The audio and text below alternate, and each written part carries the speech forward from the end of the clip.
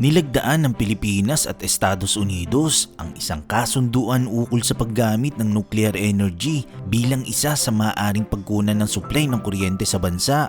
Sa ginanap na Asia-Pacific Economic Cooperation Summit, nilagdaan ng Cooperation Agreement o ang tinatawag na 123 Agreement sa pagitan ng Pilipinas at Amerika. Sa panig ng Pilipinas, lumagda si Energy Secretary Rafael Lutilla, habang sa Amerika naman ay si US Secretary of State Antony Blinken.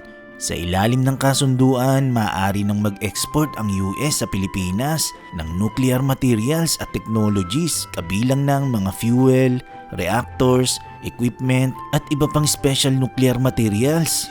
Ayon sa US Secretary of State, malaki ang maitutulong ng nuclear energy sa Pilipinas para matugunan ang pangailangan na supply ng kuryente para sa lumalaking populasyon. Umaasa si Pangulong Marcos sa agarang pagpapatuloy